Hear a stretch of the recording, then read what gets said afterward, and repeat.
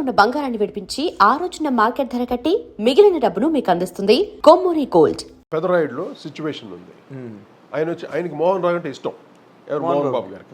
కానీ ఆయనకి ఇష్టం అని నాకు మోహన్ రావులో చేయని ఆయన అడగలేదు. సిచ్యువేషన్ చెప్పారు, ఆటోమేటిక్గా మోహన్ రావులో కుదిరింది. అక్కడ నేను కూడా మోహన్ రావులో చేయని చేయలేదు గదిలే కాలం. ఆ ట్యూను నాకు ఆ సిచ్యువేషన్కి భార్యకి ఎవరు లేకుండా తన భర్త శ్రీమంతం చేస్తాడు, ఇది సిచ్యువేషన్, నేను ట్యూన్ చేయాలి దానికి.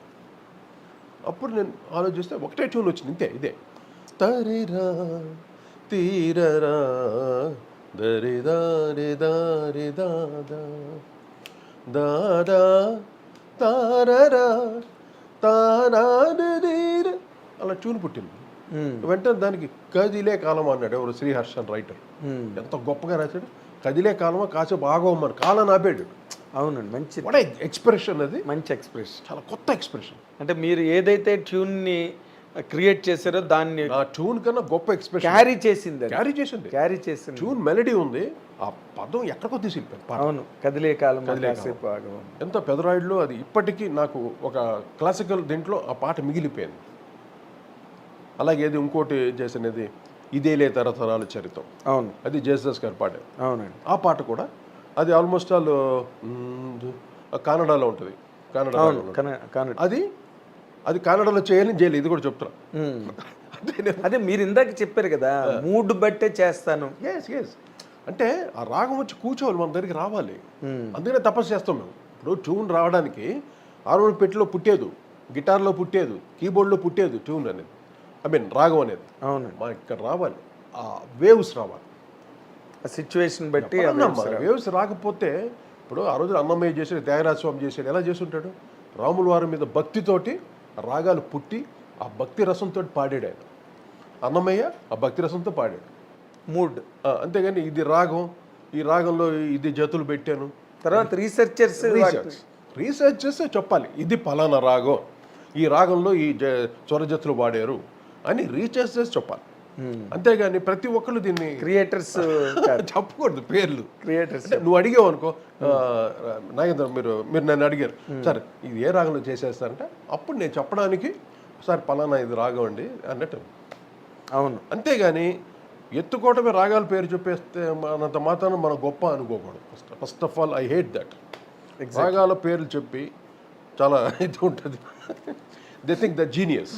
అదేలేండి, సూడో very wrong, that's very wrong. అదేలే, ఒక్కొక్క రాగం మహాసముద్రం కన్నా గొప్పది. ఒక్కొక్క రాగం అండి, ఒక్కొక్క స్వరం ఏంటి స్వరం ఒక షడ్జమంలో ఉంది. ఎంత ఎంత ఉంది తెలుసా షడ్జమంలో? ఒక సా అంటే ఆ సాని కరెక్ట్ నిలబట్టగలగాలి ఒక షడ్జమాన్ని. ఎంత గ్రేట్ ఒక్కొక్క స్వరం. ఏం మ్యూజిక్ అంటే ఊరికేనా? కొందరు మహానుభావులు చేస్తున్నారు పాటలు, ఆ స్వర ఘనం ఉండాలి, స్వర ఘనంతో పాటు గళం ఉండాలి. స్వరం, ఘనం, గళం. స్వరం, ఘనం, గళం. స్వరానికి ఘనాన్ని ఏది ఇస్తుంది? గళం ఇస్తుంది. ఆ పవర్ని ఇవ్వాలి. అది హిందుస్థానీ మ్యూజిక్లో ఎక్కువగా ఉంది. మీరు హిందీ పాటలో చూడండి, ఒక్కొక్క స్వరం ఏం లతా మంగేష్కర్ పాడినా, మహమ్మద్ రఫీ గారు పాడినా, కిషోర్ పాడినా, మన్నాడే పాడినా, చెంచల్ పాడినా, ఎవరు పాడినా స్వరం పంచి పవర్ఫుల్గా ఉంటుంది.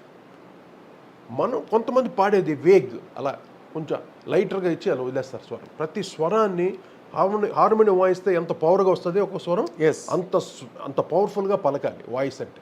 అది సుశీల్ గారు పరికేవారు, ఘంటసాల గారు పరికేవారు, ఆఫ్ కోర్స్ బాలసుబ్రహ్మణ్యం. ఇంకెవరికి లేదు ఆ నాలెడ్జ్. అందుకనే హార్మోనియంతో వాయించి. మీరు నాతో ఒకసారి అన్నారు, ఒక ట్యూన్ ఇస్తే దాని మీద మ్యాక్సిమం సౌండ్ పోసేవాళ్ళు ఘంటసాల గారు, కిషోర్ కుమార్ అని. గ్రేట్. అంటే ప్యూర్ వాయిస్, ఓపెన్ వాయిస్. ఫీమేల్లో సుశీలగమ్మ లాగా ఇంకా ఎవరు తమిళ పాటలు అయితే కూడా. అవునండి, ఎంఎస్ విశ్వనాథ్ గారు చాలా క్రిటికల్ ట్యూన్స్ పాడింది. మహాతల్లి ఏం పాడేస్తుంది. తమిళ లాంగ్వేజ్ ఆవిడకి ఎలా వచ్చిందో తెల్ల. గ్రేటెస్ట్ అనమాట. ఇప్పుడు లతా మంగేష్కర్ ఆవిడ ఒక హిందీయే పాడింది, సుశీలమ్మ గారు అలా కాదుగా, తెలుగు పాడింది, కన్నడ, తమిళ్, మలయాళం, తుళు లాంగ్వేజ్లో అన్ని పాడింది ఆవిడ మహాతల్లి. ఒరియాలో పాడే చెప్తున్నా. ఎందుకంటే ఆ వాయిస్లో బ్రైట్నెస్, ఒక పాట ఒక స్వరం అంత ఘనంగా ఉంటుంది పాడుతుంటుంది. అంటే ల్యాండింగ్ నోట్లు పర్ఫెక్ట్గా పర్ఫెక్ట్. ఒకే ఏ గమకానికి ఎక్క వాల్యూమ్ ఇవ్వాలి ఆటోమేటిక్గా తెలుసు. అది మైక్ దగ్గర వచ్చి పాడేటప్పుడు వాళ్ళకి ఆ టెక్నిక్స్ తెలుసు. అంటే ఘంటసాల గారిలో 50% అయినా బాలు గారు స్కోర్ చేశారండి. అంటే బాలీవుడ్ అది వేరే ట్రెండ్ అది. అంటే ఆయన ట్రెండ్ ఏదైనా మీ ఇప్పుడు ఘంటసాల గారు అల్టిమేట్గా ఆయన సూర్యుడు అయితే ఇటు చంద్రుడు అవుతాడు బాలసూర్యుడు అంతే. Okay. It's a powerful Ghantasala గారిది voice, the most powerful voice. మహానుభావుడు అది ఏది పాడినా చూడు అసలు ఎంత ఘనంగా ఉంటుంది. పాట వింటూ ఉంటే తెలుగు భాష, ఆ భాషకి ఎంత వాల్యూమ్ కావాలి, ఆ స్పష్టత, ఆ సౌండ్ ఎంత బ్రహ్మాండంగా ఉంటుంది. ఆయన ఒక ఎన్టీ రామారావు గారు ఒక స్పీచ్ ఇస్తున్న తెలుగు భాషకి ఎంత ఘనంగా ఉంటుంది. అవునండి. ఆ భాషలో ఉన్న వైవిధ్యం, ఆ అందం, ఆ పరిమళం అంతా కనిపిస్తుంది, అవును, వినిపిస్తుంది.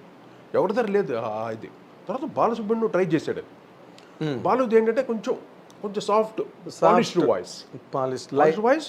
కానీ మైక్ దగ్గర నిలబడితే బాలు కూడా పవర్ఫుల్. అవునండి. అమ్మో, ఆ విషయంలో గ్రేట్ గ్రేట్ గ్రేట్ గ్రేట్. అంటే ఘంటసాల గారు అల్టిమేట్గా అల్టిమేట్. సుశీలమ్మ గారు తర్వాత.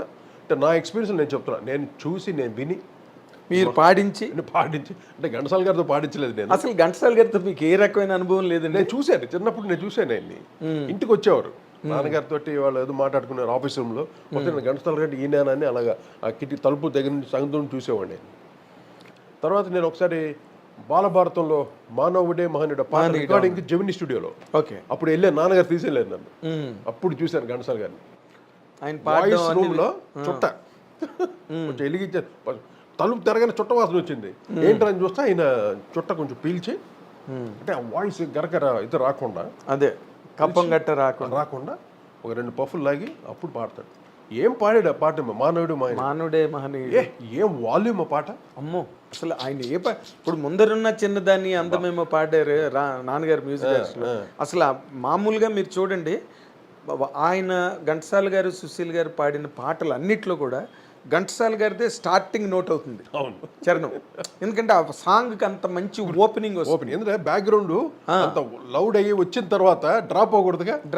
ఆయన స్టార్ట్ చేస్తే మళ్ళీ ఆ ఈక్వల్గా ఉండదు వాల్యూమ్. అదే ఆ ముందరున్న చిన్నదాన్ని పాట కానీ అదే సరే. ఇంకా ఎచ్చటి నుండి వీచను, ఎచ్చటి నుంచి అప్పు చేసి పప్పుకోడు, ఏం పాటలు అంటే అంటే నాన్నగారు ఆయనకి వాళ్ళకి మంచి కాంబినేషన్ అది. మంచి అంటే నాన్నగారిది కొంచెం నేజల్ వాయిస్, ఈయన గమకాలు ఎక్కువ పలుకుతాయి. అవునండి. ఆయనది భారీ వాయిస్ ఘంటసాల గారిది భారీ. కొన్ని పలకకపోయినా ఆయన ప్రాక్టీస్ చేసేవాడు. ఈయన ఇచ్చిన స్వరం ఏది మిస్ అయ్యేవాడు కాదు.